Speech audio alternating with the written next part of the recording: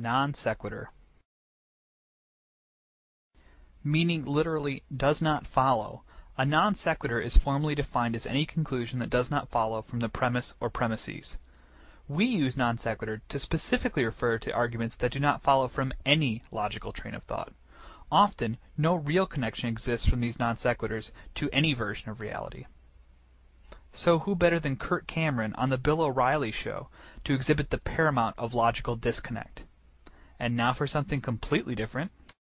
Plus, Darwin said in order to prove evolution, which is the #1 alternative to God, you've got to be able to prove transitional forms, one animal transitioning into another. And all through the fossil record and life, we don't find one of these. A crocoduck. There's just nothing like it. Red herring.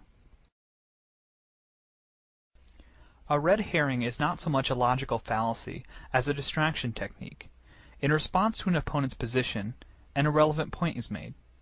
It can even be a valid point, but it does nothing to address the issue. The red herring is another common creationist tactic. Watch as John Pendleton dodges an argument about the age of natural fossils with the discussion of a boot.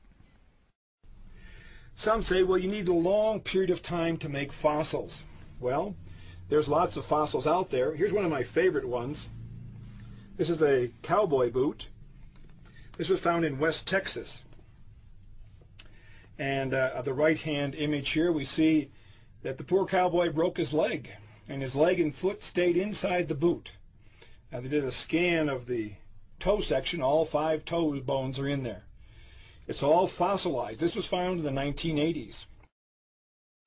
Argument from personal incredulity. In this fallacy, one argues that because they do not personally find a premise to be likely or believable, it cannot be true, regardless of evidence. The fallacy lies in presenting one's beliefs about a proposition as evidence. In the next clip, Michael Behe presents his favorite argument from personal incredulity, the bacterial flagellum. Note how he presents no evidence other than his own belief.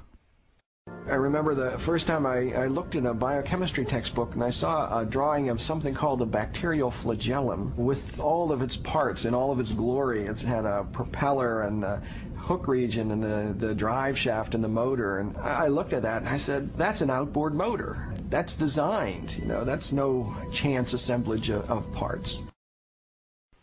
Argument from ignorance.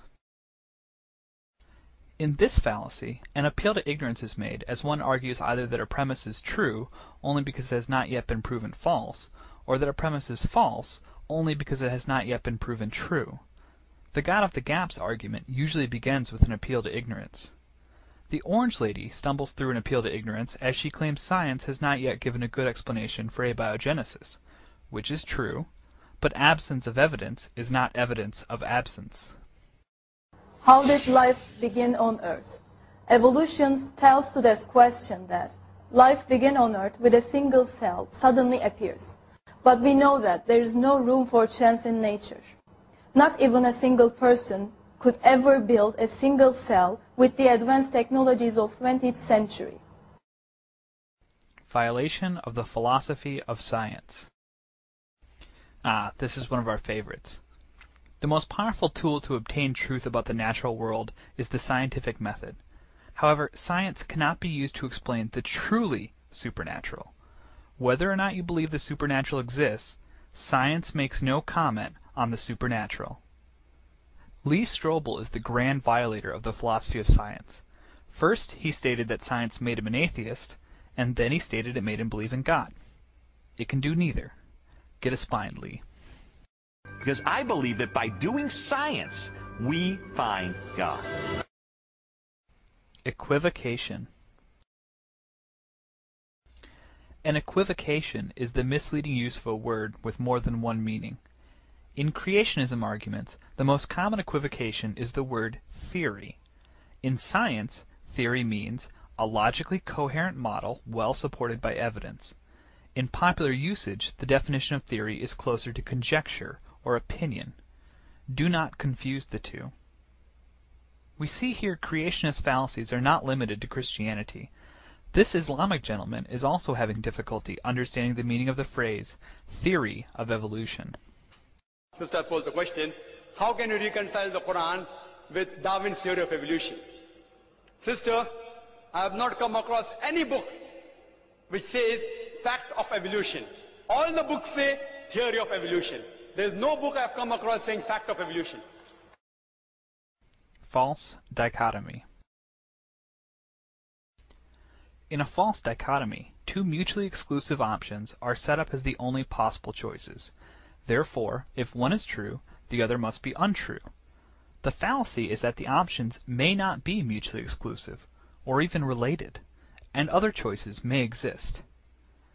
Venom Fang X walks us through the classic evolution versus religion false dichotomy. And I vote this kid is 5-star creepy.